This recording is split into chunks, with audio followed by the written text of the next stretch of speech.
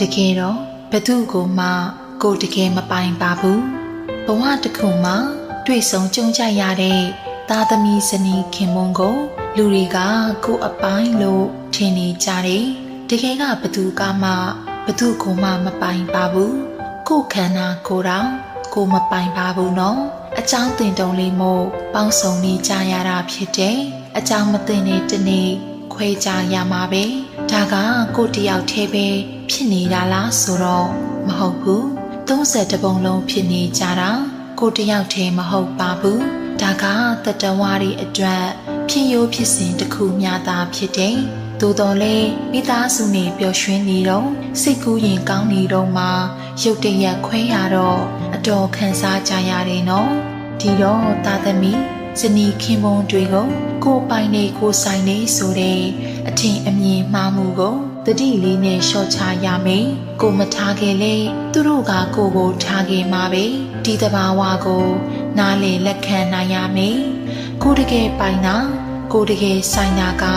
ကိုပြုထားတဲ့ကုသိုလ်ကံအကုသိုလ်ကံတွေပဲဖြစ်တယ်ကိုဘဝရဲ့အဖော်အမော်အစစ်ဆိုတာကိုပြုထားတဲ့ကုသိုလ်ကံအကုသိုလ်ကံတွေသာဖြစ်တယ်သားသမီးဇနီးခင်ပွန်းဆိုတာက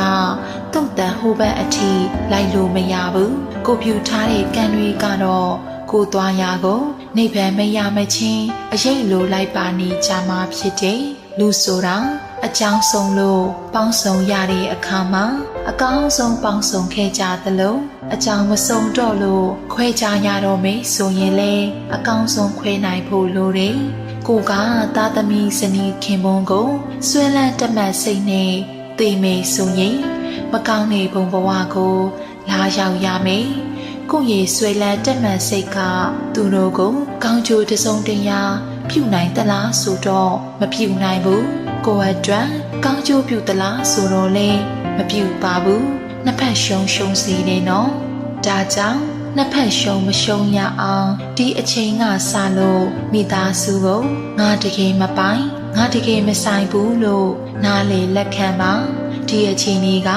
ငါတယောက်တည်းကြုံနေရတာမဟုတ်ဘူးဆိုတာကိုလည်းနားလေလက်ခံပါ